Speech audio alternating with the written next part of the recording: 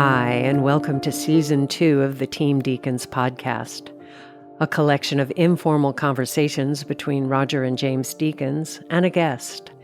We never know where the conversation will take us, so listen in and see where it goes. This episode is sponsored by Aperture and its new Storm XT52, the industry's most powerful LED point source light. Brighter than a 6K HMI and powered by Aperture's revolutionary Blair light engine, the Storm XT52 is both a tunable white light and also the brightest ever adjustable color LED. Storm XT52, unrivaled output, only from Aperture. Today we're speaking with a director. His credits include 4 months, 3 weeks, and 2 days, Graduation, and R.M.N. We're pleased to welcome Cristian Mungiu.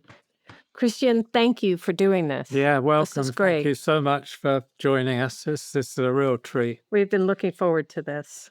Thank you for the invitation. We'd like to start with our regular question, which is, how did you get to where you are today? When you were a kid, were you really interested in films, or did you find it later in life? What's your story? Well, when I was a kid, I was living during during communism, so life was a little bit different. I don't have this regular story of a person who has lived with a cinematheque in his town by watching films from the history of cinema.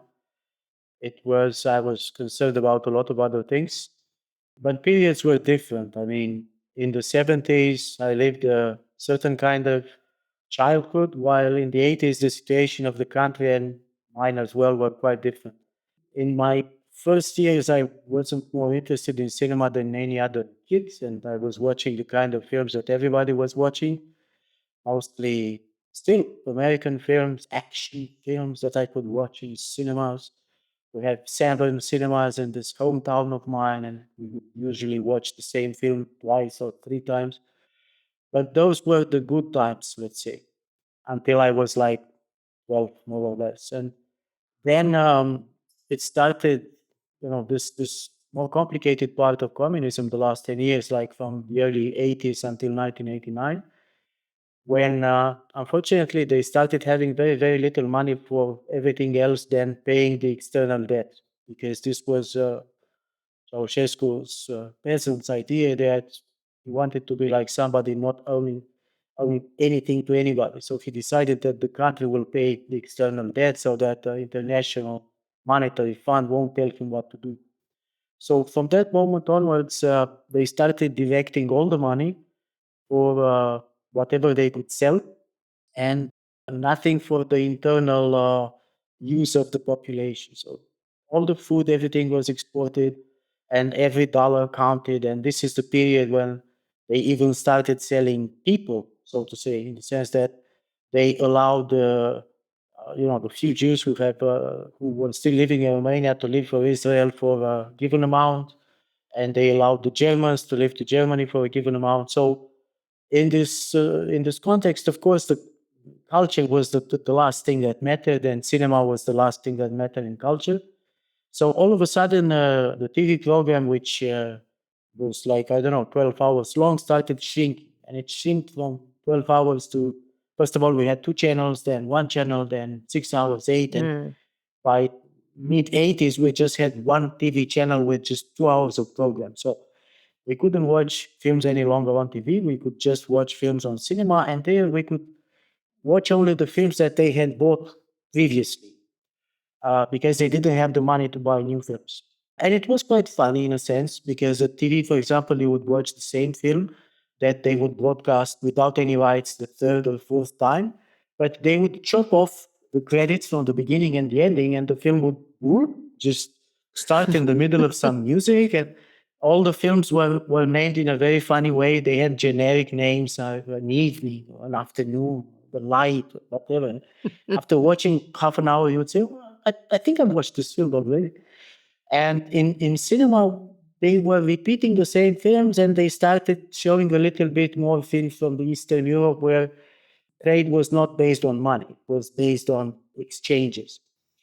And we were saved a little bit from the situation from a cinematic point of view by two things. One was that there was like an itinerant cinematheque coming from Bucharest in universities, and that was coming like twice a year.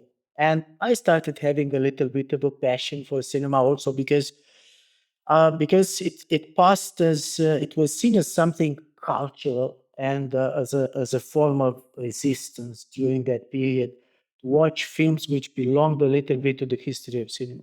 This is how, for example, I could say I could watch a little bit of Italian neorealism and the French New Wave from these films that were coming from for the Cinematheque. Things more or less stopped in the 70s. After the 70s, the period was too contemporary for the party to continue. So whatever was history of cinema was okay. And of course, we could see a lot of Polish films and Russian films and Czech films and Hungarian films. This was okay.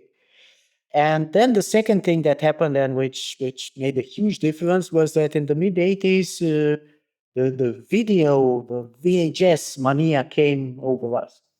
And this is a very interesting phenomenon, if you want, because it started like with this idea that somebody was smuggling some VHSs and it was maybe dangerous to see them. But then all of a sudden it became, a mass habit.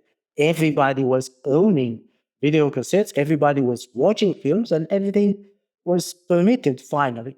And as you know, there were people who were investigating this later on and who made films about this, only to understand today that this business belonged primarily to the people in the secret police who were supposed to defend the country from such ideas. But they just made a very good business out of it.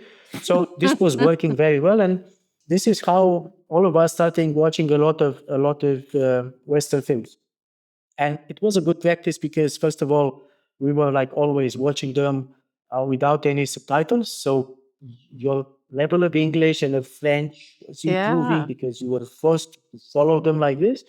And people started having very funny feelings of property on these films. They would say, "This is my film. I have this film of mine. I'm going to exchange this with your film." And we had no idea whatsoever that something like rights existed on this planet. I have my film. I own it. I give it to you. So, and this is a very romantic period in which, the most fortunate were people who were owning a VCR. If you owned a VCR, it was, half your weight in gold. I mean, this is something to have.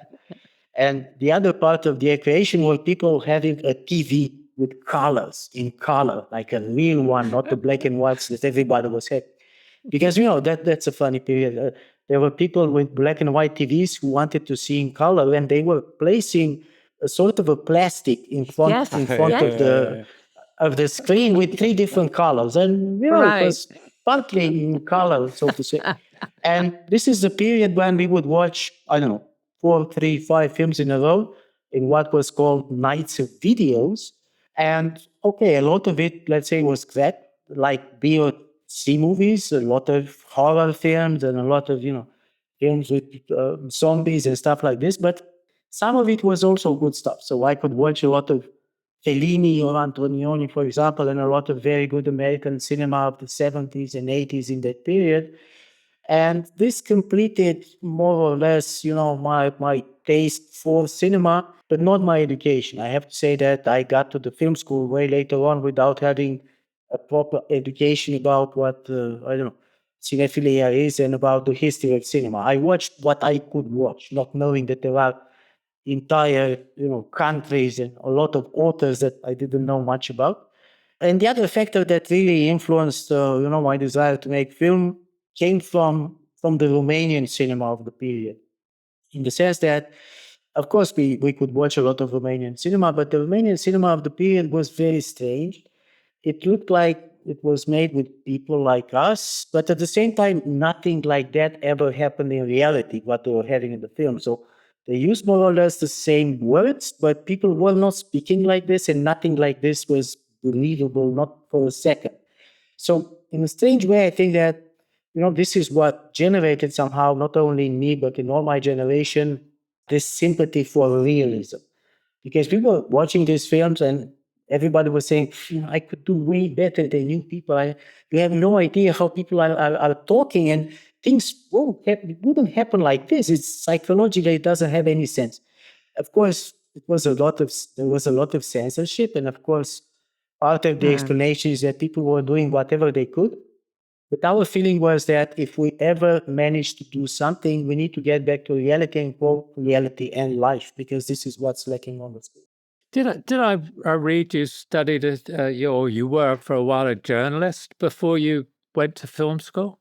Yes, so maybe a journalist is a big word, but I was in a way a journalist, the way you could in the period, in the sense that I think in 1987 or something like this, a couple of years before the fall of communism, my sister brought me to the university newspaper belonging not to a specific university, but to our town, which was a town of universities. I grew up in Iași, and every other university had a little bit of a newspaper, but the town in itself, with all the universities, had a paper with a bigger circulation. And it happened that this was like a monthly, supposed to be. This was quite popular in the country, in the sense that it was used by the censorship of the period to prove that there is no censorship, because it was easy with the monthly circulation of, I think we had 6,000 copies, but 6,000 copies which apparently were read by 60,000 people. And our freedom, for example, of not being censored, was that we were allowed not to have Ceaușescu's picture on the first page, which was something. Wow. And we were just, this is something. And we had just one column about politics. That was all. The rest of the paper was whatever we wanted to do. Of course, there was somebody reading the article, so there was a form of censorship, but at the same time, there was a lot of freedom of doing everything from literature, on the cultural side of the paper, to a lot of, reportages on this other side about, what was happening. And you could write about a lot of other stuff that nobody else was covering because it was not material for the regular press. So I was working for this journals, the students' journal. And this is where the revolution caught me. And something very interesting happened to this journal is that we felt that it belonged to us. And in that night when, things shifted, from that night we started immediately publishing a weekly. And a few weeks later, we started publishing a daily. So things changed. We understood that we had to follow the situation, working in a different rhythm. And this somehow brought me to the, nicest ever period of press in Romania, in which for a couple of weeks, we were considered to be the heroes bringing the truth. And as much as we were bringing the truth for the first 3, 4, 5 weeks, then we were the enemies, because the propaganda started working immediately against everything which was free. And we started being the enemies. We were not friends any longer with the power, because we were questioning the way these people got to power. So all of a sudden, press was something that was lying a lot and manipulating. But it was interesting for me as a young man to live through that period. And I was already a student during that period in a different university in my hometown. And therefore, I continued working for the press for a few more years until I graduated from that university. And I moved on to doing some radio and television. And I stopped the moment when I decided that, I have no excuse. I can try now to go to the film school. And then more or less I stopped working in the press. So you think that the fall of Ceaușescu and your relationship growing up under his regime, but the fall of the regime, did that open up the world for you in terms of filmmaking? I mean, I can't imagine you'd have made the films you've made under Ceaușescu. I mean, there's no way it would have happened, obviously. So was that the inspiration, your experience growing up and that freedom that suddenly arrived? I wouldn't have made films at all. I know this is a fact, because Yeah, right. actually it was not possible for somebody not belonging either to the communist elite or to the artistic elite in Bucharest to get into the film school. And this was clear. It was made clear for everybody.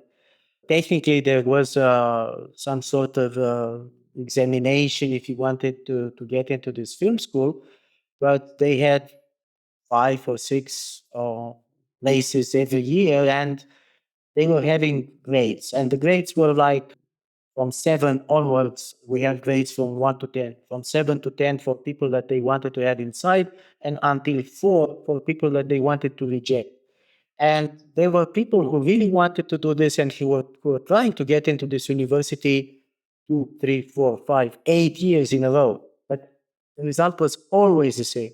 So when I grew up, actually, my parents were telling me and my sister, forget about these ideas. These are very childish ideas, romantic Hmm. ideas. My sister wanted to be a journalist and a writer, and I wanted to be a filmmaker and a writer. And they said, look, the only thing you need to do is to be prepared with something useful when the next war with the Russians will start, because it will start someday in your life. So just get prepared to do something useful. And, they gave us this example because my father was a doctor.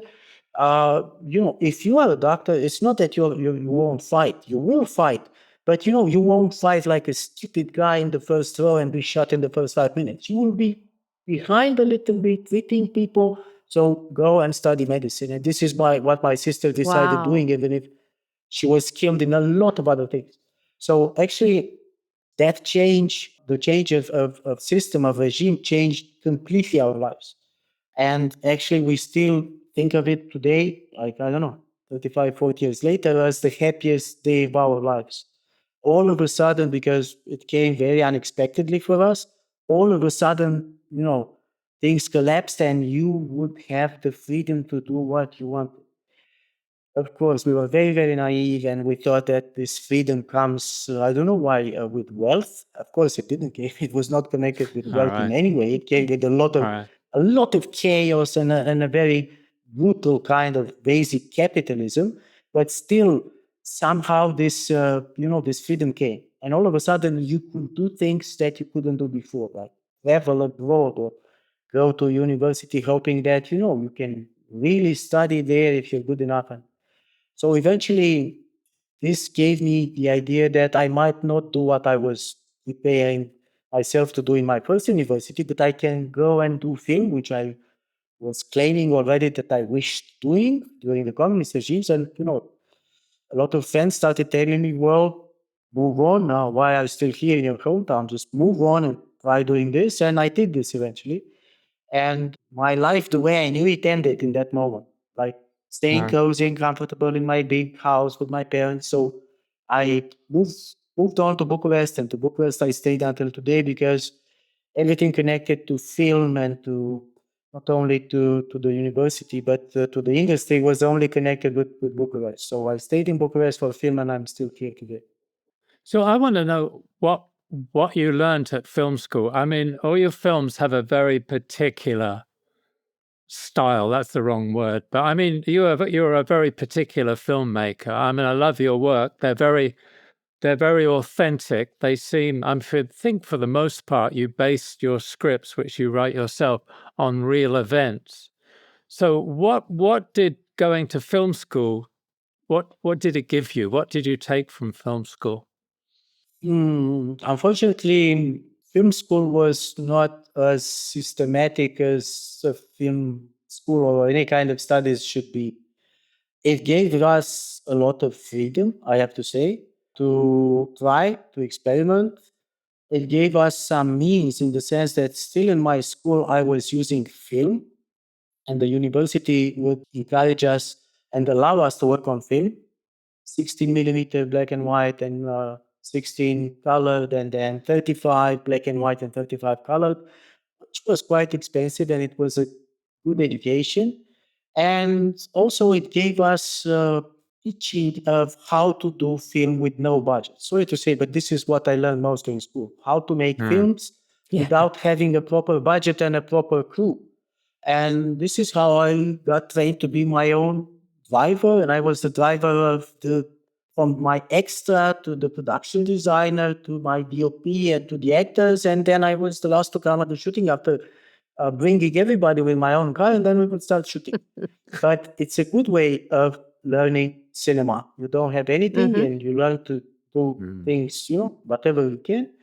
Because we were shooting film, for example, I remember that we were watching that meter, and if it said that we have 1 more meter or 2 more meters of film, we would shoot that one as well. Just have a close up, use it somehow, don't just take it out. Maybe we would use it because we were shooting 1-to-1. So we couldn't have several takes unless, something awful was happening. It's like 1-to-1 because we had very, very little film. But the style that I created doesn't have much to do with my films. There are 2 things here. One that influenced me is that I was a little bit older than the other students. I had made this university before. I had to pay my studies at the beginning because this is how the law was in that moment for 1 or 2 years. So I was lucky enough, they allowed me to work. So the moment I was allowed to work, I started working for foreign films which were being shot in Romania. So for my second year of studying, I was spending, let's say, more time on the sets of other films which were shot there than in the film school. And this gave me a little bit of a different experience. I wouldn't say that anything of my style is connecting with what I've seen there, but a lot of things about how a set is, how a set is built, how you talk to people, what is the relationship between the departments, what's the rhythm, how you do things. It was very helpful from this perspective. And the other thing which was helpful, my experience as a journalist was very helpful because I wasn't just a journalist. I was rather inclined into writing something that was in between a reportage of something that I was documenting and fiction. Because originally I always cherished this idea that I will become a writer because I knew it wasn't going to be possible for me to be a filmmaker if communism continued. So I was training myself with this idea, okay, I have stories to tell, I like telling stories, I'm going to do this with words. So a certain way of a certain style in writing was something that I developed while being a journalist. And this translated a little bit later on in the style in which I still continue using now, in the sense that I am just describing what the camera will see. Of course, it's a style that it was refined, let's say, later on, but I'm not using any description of what the characters feel or what you should feel as a spectator, because it's not fair. It's not fair to write a screenplay passing this responsibility to the director, even if the director is you. You should describe what you see and use your language in such a way in which you would evoke what you want the spectators to get from that, but from what they are going to see. And I kept this way of writing until today. And I also kept this inspiration that I take a lot from reality for 2 perspectives. One that, there's something about things that interested people in the news. There is something there. People were interested in that topic. And very likely they were interested by, the sensational part of it. So instead of using the sensational part of it, what I think cinema can do and what I was trying to do is to wait until that press situation was quieting down and to try to make a story not about what happened, but about why it happened and about what this could mean about ourselves and about the world in this given moment. What is the meaning of all this? And this is why somehow I'm different than most of many, let's say, at least of the filmmakers for whom cinema is primarily the inspiration for what they do new. While for me, it's still the reality. I'm still reading a lot of press, I'm reading books, I talk to people tell me stories, and I'm always trying to set up the structure of a film starting from reality itself, which is, not it's not a language which has been translated already. It's real. You have to structure it, but it's not already an interpretation of the reality as cinema is already. So with that in mind, how did you approach? I mean, the first film that brought you to attention, I think, outside probably of Romania, obviously, is 4 months, 3 weeks, 2 days. So I read that was that film you wrote, you explored because of your own birth during the Ceaușescu regime and under that very decree 770, which banned abortion. Can you talk about that? How did that develop, and where did that idea come from? Yes, well, the circumstances were a little bit more complex in the sense that as a filmmaker, it's maybe not so difficult to decide how to begin, but it is more difficult to decide how to continue. That's difficult because all of a sudden there are two dots, and two dots create a line, and therefore some sort of a vector of a direction. And I knew how I wanted to start, and I started by doing comedy. I was doing a lot of comedies, it's short films, and my first film was a comedy, and it was very well received in festivals and back home in Romania. It was a success. And at the same time, I started by writing screenplays for other people as well. And this brought me in a very strange trip to LA somewhere in the years 2000. I wrote a screenplay with a friend of mine from the film school, which won an international competition. And it was so proud and so lucky, not for it was a small amount in cash. Like I remember it now, it was $500 in cash. Yeah. That was something. And we got a diploma, which was a bill of $500 in plastic.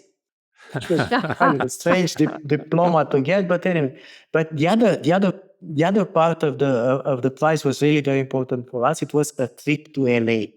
So wow, that was something for us after the film school before making. And I keep telling the story every now and then because our trip to LA was interpreted very differently from my side and from the side of this friend of mine. Her name is Ioana. So we got there and we were very impressed. And these people organizing this competition brought us to this room and they pulled off the curtains and we could see Hollywood there. And they took us to the Directors Guild of America and stuff like this. But still, some 2 weeks later, we started knowing a lot of filmmakers, eventually from Eastern Europe, and understanding that they were there, but not doing much. Some were waiting for a few years to do something. And I was there. I was coming there with a lot of hopes because I was already having the financement for my first film from Romania, but it was too little to make a film. So, like every guy of 27, I don't know how old I was then, 30, I thought that crossing the ocean, I would bump into some producer, eventually somebody with money on himself already, ready to finance my film. And of course, I didn't bump into any producer, but I bounced into into this guy working in film who was our host there. He was Romanian, living from the 70s, who was listening to me telling him, look, I want to make this film. I have, how much do you have? And I said, well, I don't know, $300,000. Not that bad, with the 250 that I have, I think we could do my pilot here. So no, it's the other way around. I am coming here to look for money here to make my film back home. I said, no, you won't find anything like this. If you want that, we use your money. This is something that we could do. I said, well, no. That's not why I came. And so, eventually 2 weeks later, I said to this friend of mine, I said, you know what? I'll just get back home and I'll get back here to US where the big industry is, when these people would eventually know my name and see one of my films. And she made the complete opposite choice. She said, well, you know what? This is where the industry is. This is where everything happens. So I'm just going to come here to study film again. And she had already graduated 2 universities previously in Romania. She got back to LA, studied for 1 year in Romania. She did the film there. She became a scholar in US, but I produced her first film 20 years later. Oh, wow. As a filmmaker. Because it doesn't go like this. You weren't born there. Nobody's waiting for you there. Eventually, everybody else knows better than you what happens there. So, it's a bit more complicated. So, after all this experience and after doing my first film, I was like, okay, great. Oh, now what? And this now what came at the end of, this very romantic process in which you imagine that as a filmmaker, you just want to make films. But meanwhile, I had a certain age and, I started imagining, so will I be able to live from filmmaking? And okay, I made a comedy and I understood something with that comedy. It worked back home, it worked in festivals, but it didn't work too much for what I wanted to make a breakthrough, because comedies are somehow, local. And I said, okay, so before continuing with comedies, I will try to do something else. And I realized by accompanying my films a lot in festivals that it was important to speak about something that you knew better than anybody else, about something personal. And before deciding about the topic of that film, I sketched a little bit the portrait of the film that I wanted to make. What kind of film do I want to make? And I wrote down on a piece of paper just to make sure that when I ran across that story, I could recognize it. And, I could describe things like I want this to happen in a very short period of time, just to follow one character from this subjective perspective, and to follow small things happening to him or her into the small development and stuff like this. And this, the more I was clear with this portrait of the film, the easier it was to recognize that among the stories that I knew from my adolescence and young age, there was this story. And this story came into conversation while talking again with the person who told me the story. When you are in this period and when you're looking for something to do next, everything speaks to you. Everything, whatever you read, things speak to you. You want to do something and try to interpret things around you. So I met this girl again and I said, well, maybe not what happened, but something about that period seen from this perspective of how individual freedom had to be blended with responsibility in that period would be something about my adolescence, and something about a portrait of the regime as well and what it was doing to people. And I more or less understood immediately that this is a good story for what I wanted to do to continue. I wrote, I think, a couple of versions of the screenplay, one a little bit longer, and then I cut a bit from the beginning, and that was it. I had like two versions of that screenplay. And starting with that film, I really wanted to go fast. And I managed to go fast for every other film that I did later on. I think I finished writing in September. In October, I started producing the film. Meanwhile, I had created a small production house for myself just to be able to have a vehicle to look for money. And I decided that the budget is not important. I was going to use as little money as possible to just go fast and make a film. And I think that in December, I was already shooting. I was shooting in December, editing in December, and in January, I could already show kind of a first cut to in the festivals Wow. where I wanted to get some help. Because the story of our first of my first participation was also in Cannes with my first film, and this is a story from where I really learned a lot of things. Uh, it was very difficult to get in my first film. We got to a lot of difficult situations.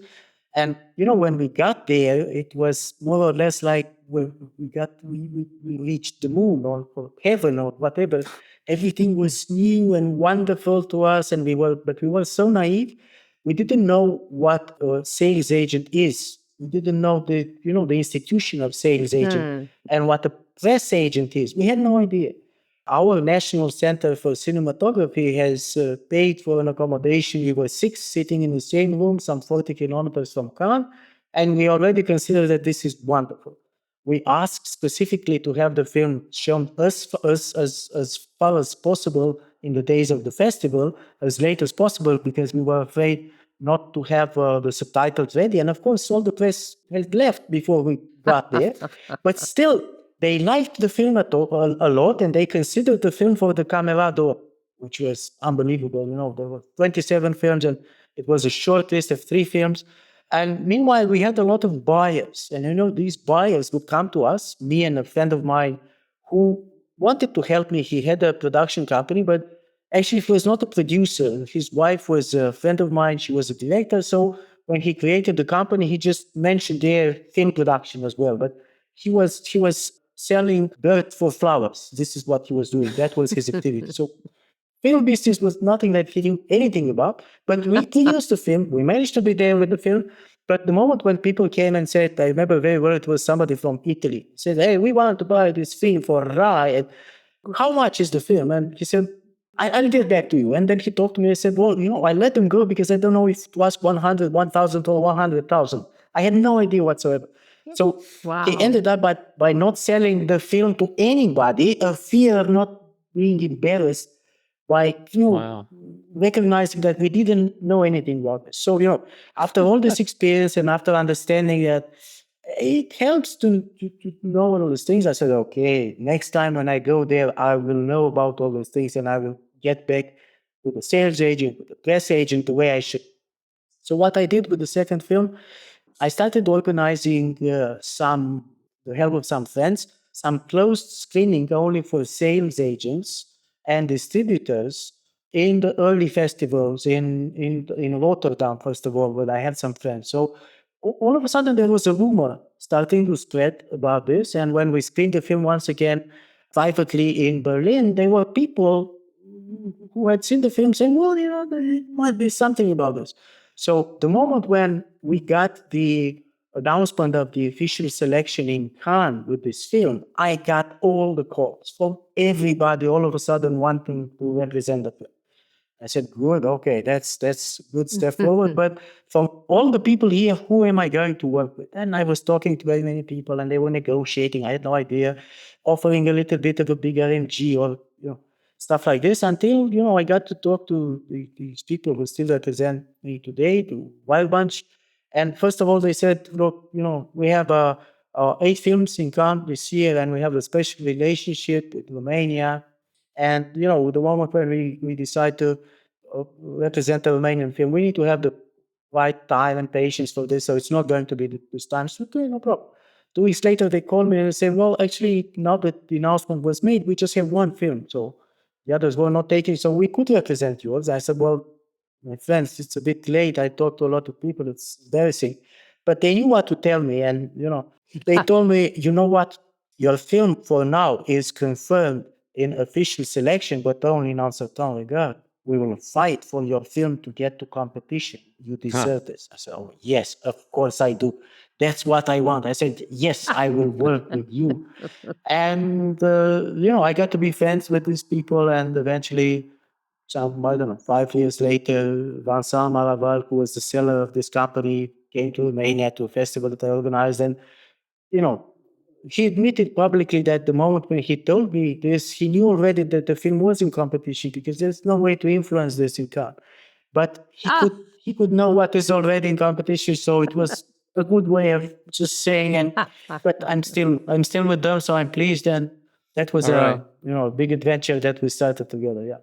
Right. So you've been with us with the Wild Bunch ever since. Yeah, it had a sense, and all of a sudden it was a good step forward from being very naive to understanding a little bit more about how the industry works. And, it was just that you had to make choices after that success, which was very sudden and somehow unexpected. So, as you can imagine, we started that competition with the idea that we had already achieved what we wanted.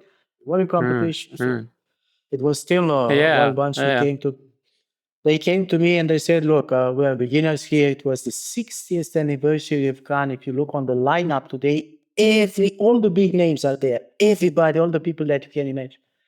And we were rookies completely. So we were offered to screen the film either in the first day or in the last day. And, I was asked, what do you prefer? I said, I have no idea. You decide. And I say, okay, we'll smash them hard in the first day. Then this is a Thursday or Friday. Then, the first weekend comes, people will watch all the films. By Monday, they will forget that they've seen our film, but at least we will have our first page, and then we will see what happens. But it wasn't like this. We screened on the first day. We got the biggest score on screen from the first to the last day. And by Monday, they told me that I need to stay up to the end of the festival to continue to impress. And I did, and little by little, we started having the feeling that, well, it happened well, and it was the film people were talking on the street while, it was very strange for me because nobody was associating that film with my looks, I was meeting people in these Cannes parties and saying, "Oh, we're here with the film." Yes, Yeah, I said, right. this film. I said, you are here with that film? I mean, whoa, it doesn't look like you. It was, I have the sense of humor in my regular life. Very easygoing fellow. It's not that I can't, do something truthful. Oh, yeah. And by the last days of the festival, we started hoping that we might get something which was painful, because all of a sudden we had something to lose. And I think in Yeah. the last day of the festival, we were considered to be favorites. There was such a big pressure on all of us, and especially on me. For the first time in the history of Cannes, that ceremony was broadcasted live in Romania by my former employee, my employer in television. He decided that I was young. He was very proud that he had hired me. So he was broadcasting for the first time a ceremony in which they considered that we might have a chance to get something which never happened. So Romania had some films in official selection, but I think in '65 there was some award and never the Palme d'Or. So it was live. I had to talk to people live, and there was all this pressure, and we didn't know what was going to happen. So I came to that ceremony with a terrible headache and just this desire that I really wanted everything to finish. And then they told me, well, you need to do something, to say something in case you win. So I pretty much lost all the emotions, the positive emotions of the ceremony, just thinking, what am I supposed to say that won't sound, completely stupid, like hello, mom and pop, So, yeah, but at least I lost the moment. I didn't enjoy too much for the moment because the pressure was too Yeah. big. But I was very relieved, I would say, and very pleased because very soon I started realizing that that award brought me into a different kind of Yeah. category of attention, and that Yeah. influenced my I filmmaking. I kind of want to ask you about how you went about making the film, but just before that, it's interesting that kind of success you've had with that film, but then you've had with all your succeeding films, and you've not moved away from the kind of films you make. All your films are about social issues, and they all seem fairly uncompromising. Have you ever been tempted? I mean, I think Because oftentimes with a lot of people, Yeah. when they start to get noticed, they go and do that Well, big yeah. movie. I mean, even Milos Forman, who I read that you admired when you were starting out, and most people admire, let's face it, but even Milos Forman went to Hollywood and did Hollywood movies. But you seem to have stuck to this very particular kind of specific Romanian-based filmmaking. I had to make a choice then, and of course, after the Palme d'Or, I got this offers to be represented in the States, to come over and to do films there. But at the end, it is important to remember why you wanted to make films in the first place. Right. And for me, what matters a lot is to make sure that I make the kind of films that I want to make. And while working in Romania, even if I work with small budgets, I enjoy all the freedom, all the possible freedom to make all the choices and to be there with the film that I want to make and that I consider to be a good piece of cinema.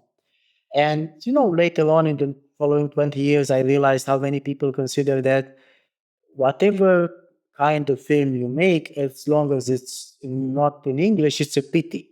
But actually, it's not necessarily like this. I mean, yes, it's not going to be as popular as an English speaking film, but at the same time, what matters is that you are truthful with what you do.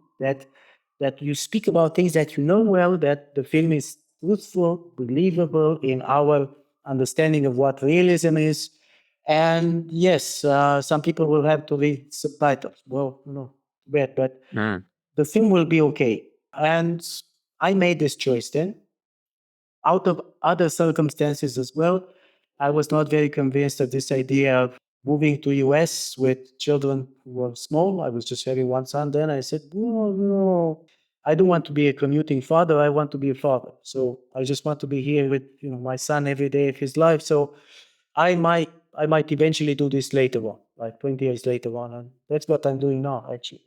Now moving to big step forward is trying to see if there is any possibility of working a little bit more with English-speaking actors, but still in my kind of cinema shot in Europe in a situation that would include English naturally. Not to make a Romanian topic spoken in English, not to make an American film because I haven't lived there long enough. But for that moment, for that period, I decided that I would better continue doing what I can do best and get noticed as somebody with a coherent career about a certain way of making cinema. And I don't know if it was good or not, but this is what I decided.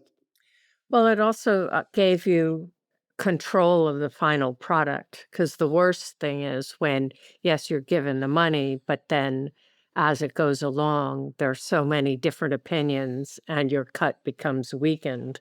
And I think it's a really good choice not to do that. Of course, it depends who you're asking. Whenever I talk to yes, I mean, but this is what I believe as well, in the sense that I listen to opinions. It's not that I believe that I know from the beginning how the film should be. It should be stupid to think like this. You know, filmmaking is starting with the plan and checking out all the time and every moment of the creation of the film if your assumption works really on the set or not. And sometimes it works, but sometimes it doesn't. And you are as good as a director as your capacity of understanding what doesn't work. You won't have a solution on the spot, but if you can tell, well, it doesn't work. I don't know what's good, but this is not good. At least if you are honest enough and you develop the skill of saying, well, no, that's my plan, but it doesn't work, it's good because all of a sudden you started, looking for something else and you try and experiment and change and do something. But you need some freedom for this as well. I don't need to explain to anybody if I scratch out a line of dialogue or if I change something on the spot on the set. I do this for what I think is, for the benefit of the film. I do it. I take the responsibility. And then there's something else which is connected with my way of filmmaking. I decided since 4 months to see what happens with cinema if we go back to this old idea of cinema of using very long shots as a way of recording reality and not altering it through editing. And it's very difficult to work like this. You take the biggest responsibility in the world by working like this. There's nothing more complicated than this. Editing won't save you. You have to know on the set what is good. If you want to offer yourself an option, you have to offer it to yourself on the set. A different rhythm, a shorter, a longer take, a variant, everything goes on the set. So it's difficult to imagine that you could work with a producer, given that I do only master shots for everything which is in the film. Okay, I can take the responsibility, and I'm always taking the responsibility because since I'm my own producer, I can decide that I will cut from here, here, here in the budget just to have a few more days. And I decide about each other's shot. And at the end, I weigh this later on in editing. I listen to people, I listen to their opinions, but to some people whose opinion I cherish somehow. And finally, I take the responsibility for a final form. As you know, in cinema, it's not final. It's something that you decide one day that could work. I never watch my films again. If I watch them again, I will cut them differently. But I never take the time to watch them again. And how do you prep for a film? Do you spend a lot of time shot listing, and how do you work with the actors? Do you work with them beforehand? I mean, I read, for instance, on 4 months, 3 weeks, 2 days, that actually you changed the script quite a lot during production, and that originally it was more about the two girls and their relationship, and then you focused on the one girl who has the abortion. I made this change before shooting. During the shooting, I just recorded, just to be sure, I shot a scene which was an only scene where this other girl, Gabica, was appearing in a scene with her father. And I suspected that I might not be using it, but I still had that one. It was a very nice scene in the screenplay. I decided to shoot it and to decide later. And of course, in post-production, I decided that it was more coherent for the film to be just from one single perspective. Mm. But I took out most of the scenes from the double perspective in that period in which I evolved from my first version of the screenplay to my second one. So when after I started, I haven't changed too much in the script. And, very many people ask me today if I'm willing to publish the scripts of what I did. And that, sometimes I'm tempted because I vote for the Academy at some point before the time now when you just have screeners, they would send you physical stuff. And for a period, they were sending screenplays when I was voting for Right. the screenplay. And it was not very useful for me to read the screenplays. I was very interested in the screenplay, but the screenplay was adapted after the film was made to look like the film. That's not Yes, interesting yes. for Yeah. me. Right. Yeah. My screenplays are still, I published a couple of them, are what I had before the shooting. That's Right. interesting for a student or for somebody to see how you work from there. There are some changes, but not big. You can't go into shooting a film with long scenes and make changes on the spot. Okay, there are a few small changes, but nothing much, nothing dramatic. You need to be quite precise in everything that you do. And I don't improvise. You can't improvise in this kind of shootings. Ah. So it looks improvised. The aim was to make it look as Right. if, it just happens there, but it's rehearsed. And it's rehearsed so many times until it becomes a routine. Before it's a routine, the actors won't have the freedom to focus on what they feel. They will still focus on what they say. Therefore, my process starts a lot during the casting. When I cast, I do the casting myself. I talk directly to the people. First of all, I trust a lot my feeling about the looks of people. So I watch a lot of pictures of all the possible actors of that age. I work with the same casting director since I started. And if I need a 25 years old girl, I watch again all the girls from 20 to 30.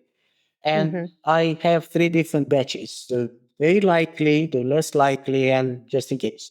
And I started seeing the very likely, and my casting agent starting working with the others and recording stuff. And little by little, we get to a short list of people that I'm seeing personally. But I start reading with them from the beginning, directly from the screenplay. And if you want, in a very particular way, in the sense that since I worked a lot for that dialogue to sound very oral and very naturally, I work with the actors in the sense that I play for them, I act for them a lot. So when I meet an actor, I will let him read his part and I will read the other part, but then in the same casting session, I will read his part. By reading his part, I give him a lot more indications about the temperature of the scene, the rhythm. Yes. Don't rush it. Take your time. And it's much more precise than telling him, translating to him in words what you want to achieve. Words are very, very imprecise. And until you establish a certain kind of vocabulary that you understand the same way as the actor, do this simpler doesn't mean much. And as you know, all the useful indications in filmmaking are the simple ones. It's not important to speak about the biography of the character. Speak louder. Yeah. Do it, a bit Quicker. simpler, and just don't use your hands and keep your head like this. I'm trying all the time. Yeah. I'm touching all the time my actor. And I said, okay, you keep it like this. I learned that there's a problem in your ear, so sorry, just keep it like this and not talk. What do I do? Don't do anything. Just say your line. If you know your line, say your line. That's of course, it's more complicated than this, but little by little, you start working on the same scene, and they understand how you want to have it. And then, of course, there are situations. For example, I was not decided about this Mr. Baby guy between 2 actors, and I had 2 actors in the final round, and less for the girls, but 2 for the boys. So what I did, I decided to rehearse already in some of the. I start scouting while casting as well. So by the end of the casting, I knew the locations. I like not to shoot in the sets, but in real locations that I modify, I alter a little bit, but they give you something. So I started rehearsing in the locations with both these 2 actors. And, one of them could remember the text all the time, and one couldn't, even if they were giving different interpretations, very interesting. But since I wanted to work in long shots, I just told this guy after 2 weeks, I'm sorry, but we can't risk having you not remembering the text. So we will work together for some other film where the scenes are shorter. And when I worked with him eventually for another project that I did after 4 months, I learned that the moment you were clapping, he could remember everything, not before. But this is it. funny. It's the way it goes. You never know. Yeah. Some of the decisions, are taken like that. And then, of course, after you rehearsed all this, you move it into the space. And there again, I do this. I mean, and this is why I'm not sure if I'm very suitable in working in the American system. I don't tell the actor what to do. I go there the day before and I try to do what he needs to do and to see if this is logical with all the objects, what he has to say. So the moment when I come with him on the set, I pretty much show him the first thing that he needs to do. He needs to appropriate things from there onwards, but more or less I know that you would be sitting here and doing this and talking to her. And when you talk to her, then you take your glasses and then you do this and do this. And then we take it from there. And this is because in the last part of the casting, for example, I try to incorporate all the observations from the actors. Observations about the text, observations about the movement, because I had rehearsed already in the sets. But once we incorporated this in something that we consider to be reasonable, at the shooting, we were trying to shoot that thing that we agreed about. Sometimes we made notice that what we agreed upon on the rehearsal doesn't work any longer because we rehearsed too much. And we have to change it, we have to refresh it. But you start from something at least. And then we were doing a lot of takes. Who says that you can't make this in 1, 2, 3, 4 takes. So you need to rehearse. And I'm not doing takes like, okay, good, let's have another one. I talk to the actors after every other take, and we change a lot of things. So this is good, this is good, this is good, this is good. But here you need a little bit of a longer break. This is what we said. And here, try not to look at her. And here you interpret. You interpret already. You don't say the text. You interpret the situation. So English keep it simpler, and little by little they have to remember a lot of observations. So this is why it takes you need to shoot a number of takes to get there, because as you probably know, once you take an actor something like an indication, the first time he does it, it's not going to be good. You're going to listen. You're going to recognize your indication in what he does. Say okay, like this, Right. but half of it, and then half of that half, and then when he doesn't do anything any longer, it's you start doing that. Yeah. So we need to shoot, but then we were shooting on film, so we could have 6 takes, 10 takes, 15 takes, 20 takes. Now because I shoot on digital, clearly we can have 40 takes, and it's difficult to have 40 takes. I know, Yeah. but the actors know from the beginning. At least this is not a surprise for them. So, and I'm very calm on the set. So, okay, no problem. We're not there yet, but they need to know that we will shoot as many takes as we need until we get there. It might be today, it might not be today. Sometimes we can be tired, and we didn't get it there. But since I'm my own producer, people know how I work, and there's always the plan of having this set in which we shoot today, the location for tomorrow morning as well. Mm-hmm. And very often after people sleep over things with the Yes. fresh energy in the morning, they might have it in the first 2, 3, 5, 10 days. You also, in your films, it's obvious that you're also allowing the camera to tell the story. It's not through necessarily the dialogue, it's the shot that you've chosen.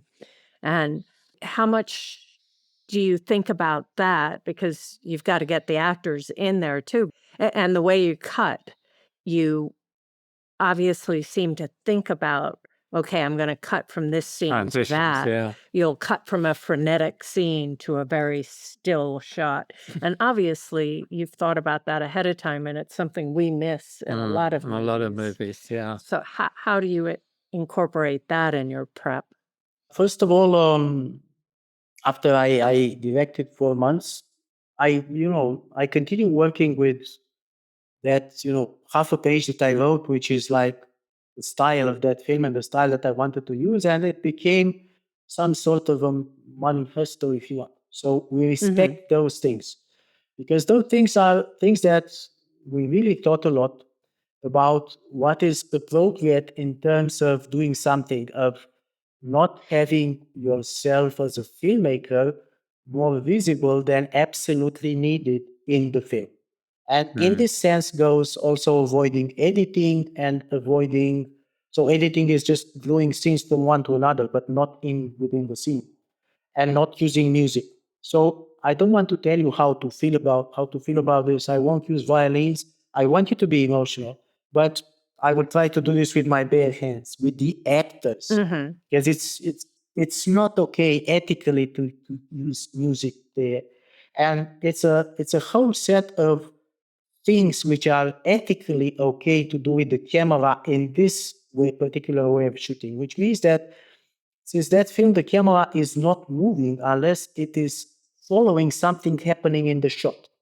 We're not never moving the camera out of the free will of the cinematographer of my own will, which tells me when I'm staging the situations that if I want to read from here and show this, I need to invent a movement of a character which comes from the situation from here to there. Knowing this, I know more or less this when I write. It doesn't make sense to describe something in detail since I'm using the same lens and I can't pass from, something very small to, you can't do this. So you start thinking a little bit how you're going to shoot and knowing a little bit. And then when I look for the locations, I try all the time to identify something very close to what I have imagined. If not, I'm building it. And the other thing that you learn is to use the depth of field. So what I do, I want to see the character, I want to see the reactions, so I put the character close to the camera, but I want very much to see the background. So the camera is very far away from the background. I see all the background and I see the character as well. And then there's another rule of the camera which says that the camera follows the rhythm of the situation. If the situation is still, and since we don't move the camera out of the blue, the camera is still. Once the situation is very vivid, the camera has all the will to follow the main character and to do whatever it needs. And then, yes, I think that it's useful for every filmmaker to know what comes next in the screenplay. I know. So I know how to end this shot because I don't have a lot of choices in post production. It's this shot. So if I end up with a two shot here and I start again in an interior with a two shot, I'm going to kill myself. So all the time, I need to make sure that the way I end and the way I begin are very different. So that, of course, it's not always that point. In the editing, you start cutting a little bit more further or behind, but I always have this choice. This is why it's very difficult to shorten things later on and to avoid scenes completely or to change things because things were not foreseen like this. And there is some sort of a freedom, but not too big. The only freedom that I'm having and I'm really using a lot in post-production is to edit on the sound level, on condition that the actors said the same line in all the takes. Then I can edit what they said because I work with the same editor for a long while now. And now we can edit the dialogue to, I don't know, helping a lot the actors playing very well.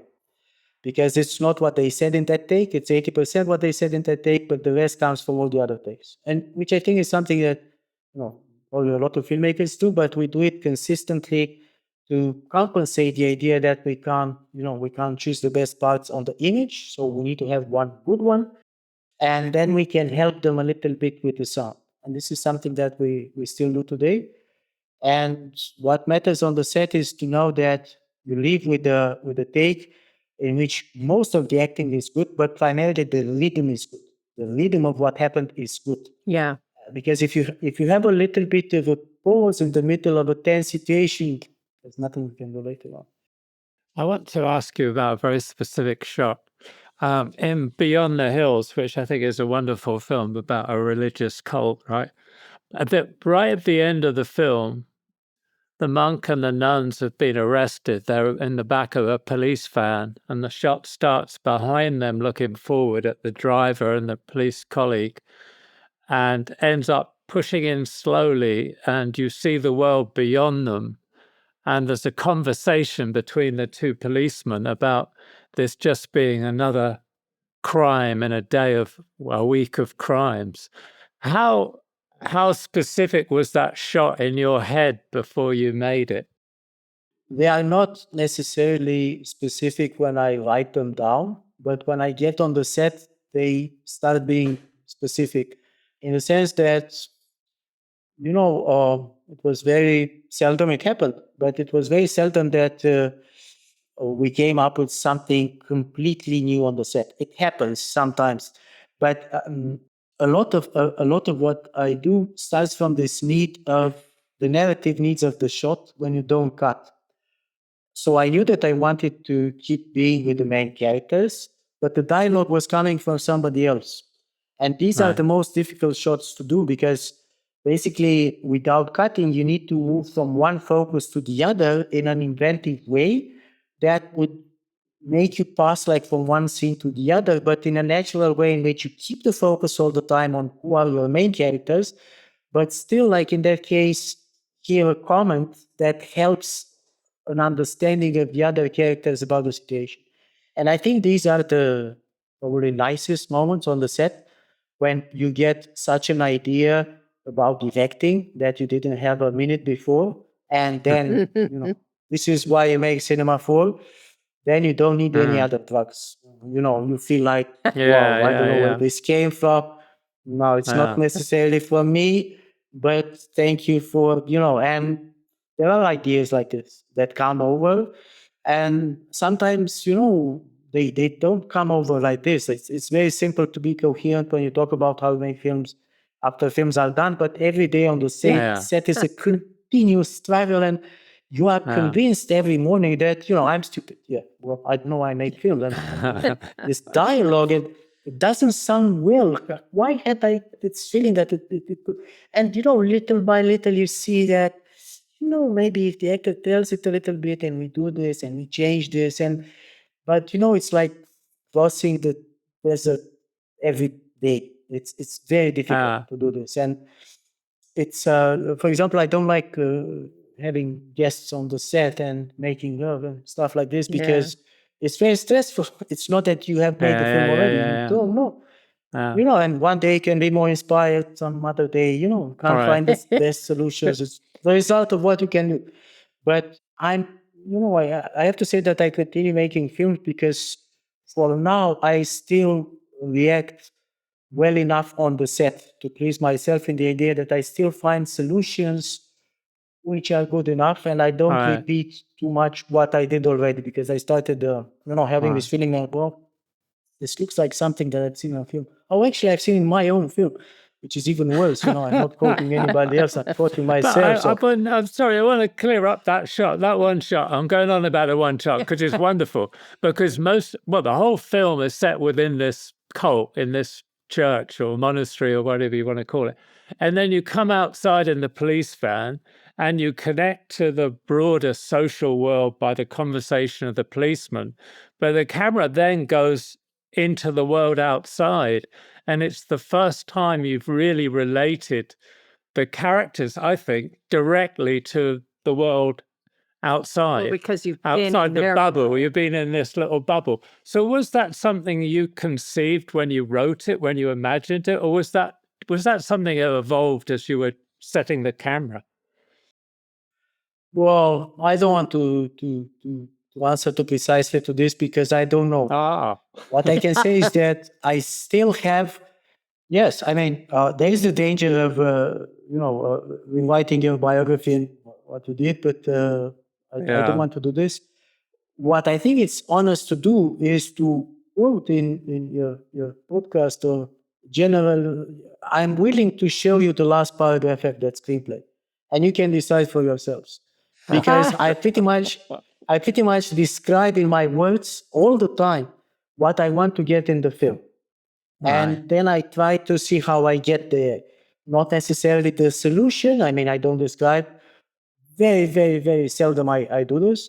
But for example, the last shot in Beyond the Hills was a lot spoken about, and I was very criticized back home for that shot.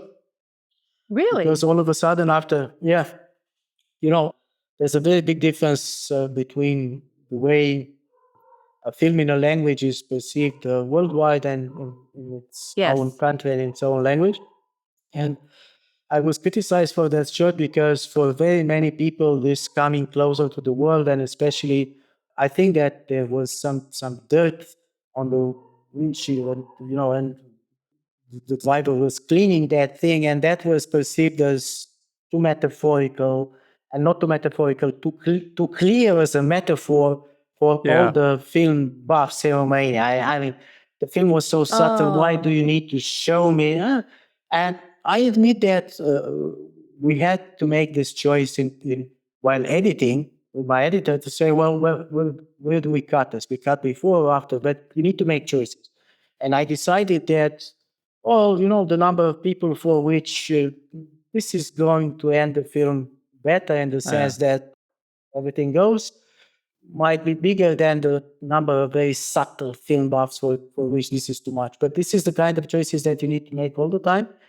And honestly, this is the main, the main field of criticism here against what I do, that, things are they're not subtle enough, for people. While, Wow. somewhere else they might seem to be too subtle. I still suffer after the ending of R.M.N. and everybody asked me about those bears. Well, for me, it wasn't this Wow. confusing thing about the bear. Wow. It No. was quite, but you never know what is this limit. You never know. The right balance between being too subtle and being too didactical or too clear is, you never know. It's So a was matter of where gut and you okay, decide. okay. So your film Graduation, surely that couldn't have been. I mean, that's a very subtle film, but it's not too subtle, is it? I mean, how was that received? I think it's an amazing film, and I also want to ask you if you wrote it with that actor in mind. It seems like The father. the doctor. You watch a film like that and think, well, it couldn't have been anybody else. It just everything seems such a piece. I did some casting for that film, but I suspected that I will use him. Because, it happens like this in the casting. I asked that actor, who's a great actor, to come for a casting test for Beyond the Hills. But for Beyond the Hills, even if this doesn't translate to other languages, Beyond the Hills is, all the film is worked with a local accent, a very strong local accent. And I decided only to use actors that could have that accent naturally, because I had it as from my region, I could use it. So on the film, I could speak with the actors in that accent, and Adrian Titien, the guy from Graduation, that actor, he didn't have that accent, but she was very good. And I said, "You are a great actor. We're going to work together, but not for this film. For some other film, maybe for my next." So for my next film, I pretty much had in mind that he could do it, but still, I'm always checking myself by doing casting. But he turned out to be the best possible choice. So I think this is one of the films for which I pretty much suspected that I'm going to work with him and also with the girl playing his daughter. The rest I had to look for them, but these two actors, I more or less had them in mind for the film. But that film was perceived, and it depends how much you know of the context. I think this is what's different, and it depends how you understand cinema in general. I'm still doing a kind of cinema which is perceived by this very radical kind of criticism, which is very competent, and I respect a lot back home in Romania. But at the same time, they consider cinema in terms of the creative risks that you're taking and the degree in which you can, I don't know, reformulate and refresh the language of cinema every time. And since my films are mostly concerning with the story, I'm already placed into this category of people who make an old-fashioned cinema. They are still concerned about the story, not about the experiment. They want to tell a story. But the story is obsolete in this perspective from the beginning. So why do you need a story? Well, it's a matter of taste, I would say. I don't think that you can be right or wrong on this. And I think that, the beauty of cinema is that every other director has a different opinion. And finally, it expresses himself, if he's honest enough. Even if he wants or not, he still expresses himself, no matter what kind of story he does. So I continued making films which can be perceived as narrative, and therefore sometimes they are perceived as very classical somehow here, while a Hmm. lot of more eccentric cinema is appreciated. And for graduation, I got this, comments that a lot of the things are too clear, are over-explained. We got it. We know what the situation is. But again, you don't make the film just for people speaking your own language. And Mm-hmm. I'm never making a film in my mind about Romania. It happens that films happen in Romania because this is where I can set my stories best, because I know the relationship between people and I can talk very Mm-hmm. well about them. But the, the themes that I want to talk about are, I don't know, hopefully they could be understood everywhere. And traveling a lot also with Beyond the Hills and with Graduation, you could see that you don't need it to belong to that specific cult or to be a Orthodox Christian to understand the film about how the society doesn't care about its people, but still the cult Mm-hmm. misinterprets, religiously what the problem is. And also about graduation, graduation speaks about this relationship between compromise and education, and about the choices that you have as a parent when you live in a society which is ethically wrong. For what kind of future are you going to prepare your child? For the real world in which he's going to live, or for this virtual world that you hope that he's going to shape? But he might be a loser if you if you educate him into the spirit of a world which is not existing today. And this is a big, big, big drama of every parent. And it was Mm-hmm. understood like this in a lot of places.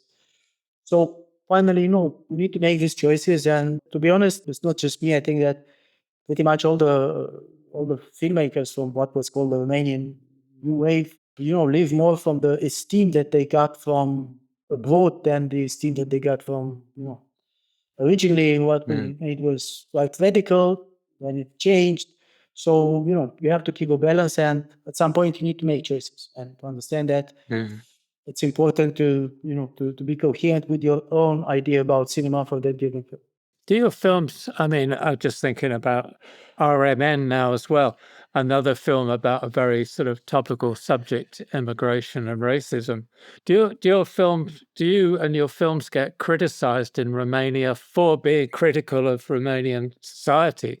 I mean, it feels like Romania in a way hasn't lived up to the optimism of the 90s. Yes, we are criticized, and not only me. And we're criticized quite often.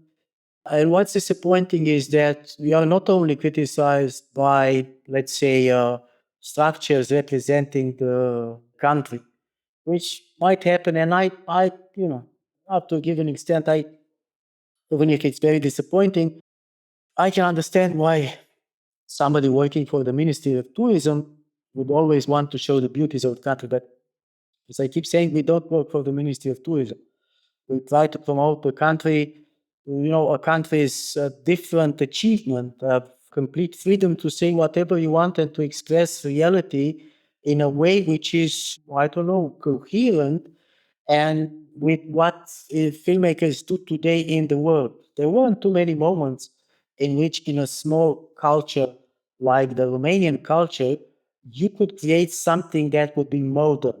Because very often smaller cultures are a little bit behind the main waves. And we just had once this in the Romanian culture in the first half of the 20th century, a lot of artists working in the modernity of the new language, especially in pictures, in paintings, and in sculpture, were coming from Romania. And the Dadaism and stuff like this were emerging also from here. And that was a good moment in which we had some artists which were, on the verge of something new. And, it might be very ambitious to say, but I think that the next moment is this moment with the Romanian filmmakers.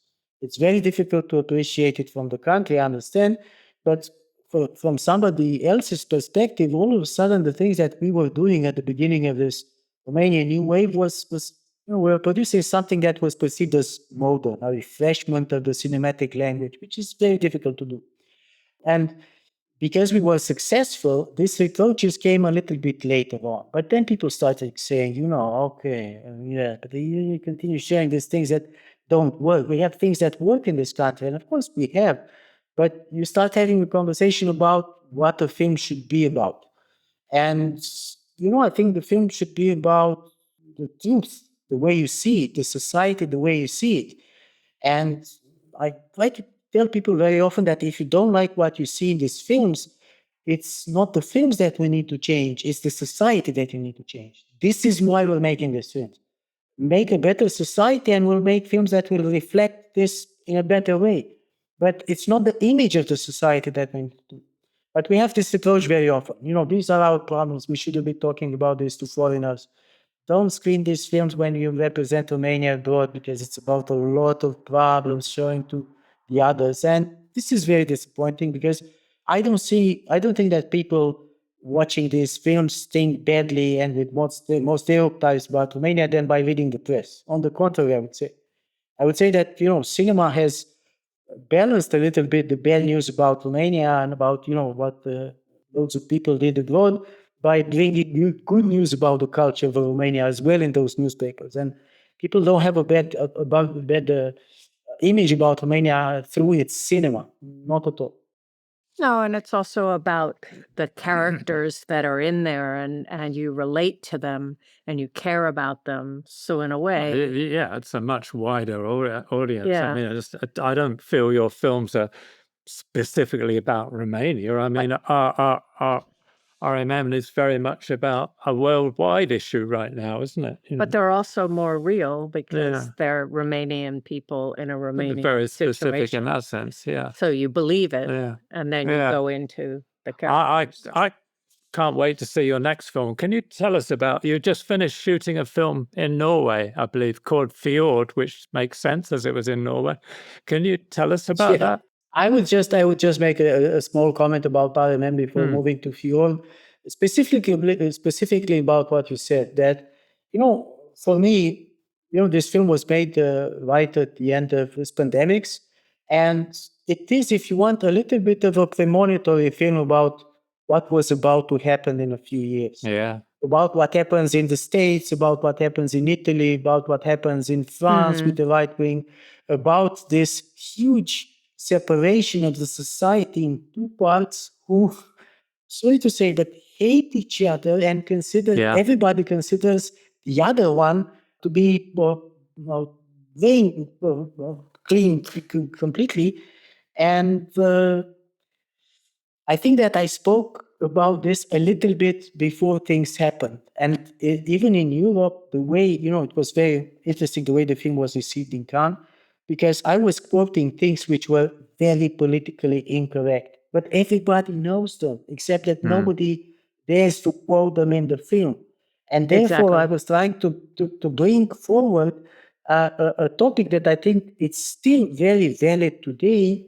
It's this conflict between a given way of progressism and a given way of traditionalism. And it's this conflict that shapes our world today between, some people that exaggerate it in a certain way and they are trying to be corrected by people exaggerating in the other way. And this connects this, if you want, R.M.N. with FJORD, because for me, FJORD, even if it's a very different story happening somewhere else, it's still the same concern about the state of the world today and this complete clash in our societies in having, societies in a given language, in a given country. We don't have societies with people feeling that they belong to the same group. Not at all. We might belong better to the same group while talking here than I belong to the same group with some people, who are Romanian and speaking the same language. Because this thing about ideology and a given way of seeing the world became more important than, I don't know, belonging to your native group of people speaking the same language. And I think that what's interesting now is how we're going to relearn to get into a dialogue with the other, because there's no dialogue right now. We have all this feeling all the time that the others are brainwashed and that there's no way of talking to them because they simply don't understand. And we believe this about some people and they believe the same thing about us. And the direction in which the world is going this way is not good. Nothing good can happen from this. If you watch all the elections, this is balanced in society, it's 50-50, and these people can't communicate. And this is the main concern from which these two films emerged. And if, in R.M.N., it's more an explanation coming from the way we are. I mean, sometimes it's not something that we can do. If you have the strength to watch who we are as human beings, you just realize that the whole history is a cycle of repeated violence in which people were never reasonable to get to the same opinion or to mediate the opinion with somebody else, and that they had to fight because they couldn't get to common grounds. And this happens until today, and from this perspective, we haven't evolved too much. We are still I was going to ask you, actually, if we got time, I could ask you about shooting R.M.N. in Transylvania, because Transylvania's got a history of the conflict between the Romanian population and the Hungarian population. So how did that affect the shoot? If you're shooting in a town, the film with those issues, who were you using as characters? And the village, it must have been the actual villagers, right? Yes, but we decided after documenting in detail and after going and talking to all the real characters involved in the real situation, we decided not to shoot in that town. So we chose another town. Because when we got there to document the situation, not even the workers, the Sri Lankan workers working there, they were still working there, some of them, but still they were not living in that village. They were still living a few years later in another village and coming every day to work and living every day from work.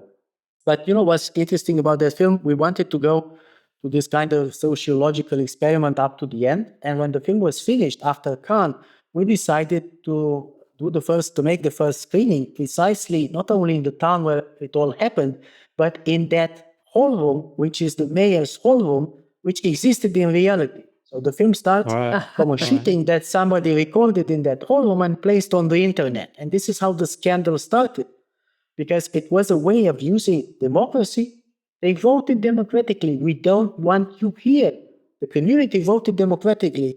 So for me, that film started talking about something very important for me nowadays, that there are limits to democracy if you don't invest in education priorly to asking people what their opinion is. They can tell you their opinion, but their opinion can be very much to an extreme because this is what they knew. And so the film happened naturally in Transylvania. It was natural for me to have it in Transylvania, but also because it spoke about the intolerance in a territory which is, so characteristic for not having any tolerance. The Romanians hated the Hungarians and vice versa. And still, in that incident, they started hating each other for the attitude that they were having towards this even further foreigners. So the Romanians started saying, you here, you are accepted here, and it can't be, you can't accept somebody else, you need to go. But it was, us xenophobic to tell the Hungarians to go. Where should they go? They were born there. But it was us xenophobic because the Hungarians told these people, just go, we don't have anything with you. And we can excuse them in a given way that when you live in a secluded community who wanted to defend the nationality, you're not very open to others. And I think that the most politically correct part of their judgment is that they were rejecting these people, not only because they were foreigners, but because of the color of the skin. Honestly, they looked like our Roma population. That's the problem. That is the problem. If they look like Finnish, you can have Finnish people there working or whatever, but these people didn't look right. So that's, how could you speak about xenophobia in a more generic way than finding such a story and finding these meanings? Because of course the original story didn't have the accents in these points, but once you understood how you can speak about human nature and how intolerant we are through this situation, it spoke about the whole world in that moment. Have you ever thought about treating that subject, just listening to you talk about it? I think, what about if you went back to your early days and made a comedy? I mean, it seems farcical, frankly, doesn't it? When you think about it, So there's this petty hatred. I mean, it's a satire. Yeah. Have you ever thought about going back to comedy? I think several people suggested while shooting that this could be a comedy, or it was very close to being a comedy every now and then. But it depends how you define a comedy, because we talked about Miloš Forman, and I think the fireman, his film about the fireman is right. Fireman's it's a very Ball, nice comedy. The Fireman's Ball is a very nice comedy because you never laugh of your characters. You never laugh about them. You know, they are very serious and everybody's very serious, but the situation in itself is extreme. Yeah. I decided that for what I wanted to say, you know, this was the right tone, but I think that there are moments in which I smile. And I smile because, of course, making the film, I have the patience of watching all the, I'm sorry to say this about myself, but there are a lot of subtleties in that film that are difficult to observe at the first screening. But if you read a little about the situation, if you watch the film again, nothing is placed there without a reason. Nothing. And there are a lot of hints that can be, you know, they are mocking a lot of stereotypes that we are having about one another. And I will give you just one example. For some reason, you know, in this film, the Hungarians, after that hockey game, they came on the horseback from the other village. And this can be, you know, accidental, but of course it's not accidental. Because our main stereotype about the Hungarians, when we want to mock them, is that they are savages coming from the bottom of Asia and on their eating the meat that they were having under their saddle. So these are the Huns. And so it's a comment, if you want, about not having the appropriate comments to these people because you haven't done anything better. And in the film, you have this comment as well about cherishing this rewritten past about how pure we are as a nation. We are very pure. There aren't several nations. It's just the local people and the Romans, and 2,000 years later, it's us. We didn't have anybody else here. It's all pure. So, you know, all this comes from all the propaganda of the period. There's something very strange about communism, but we thought that the propaganda was so stupid that it wouldn't have any effect on people, but actually it had. And this war between the working class and the educated class had effects which are still visible today in all the, you know, right wing today and everything that they use, and the left wing. And the same goes with these stereotypes about the peoples surrounding us and how, you know, we have this place in history. And there are a lot of comments which are very funny if you know the situations. Right. We have all these stereotypes about how the Western world managed to develop to the level of civilization that you see today simply because we were defending them against the Ottomans. We stood there, and, you know, for us it's funny in certain circles, but for some other people it's not funny at all. This is the truth. And this is the truth of the Romanian films that I was watching in the 70s that people still prefer to watch today, about how Romania was a big country in history.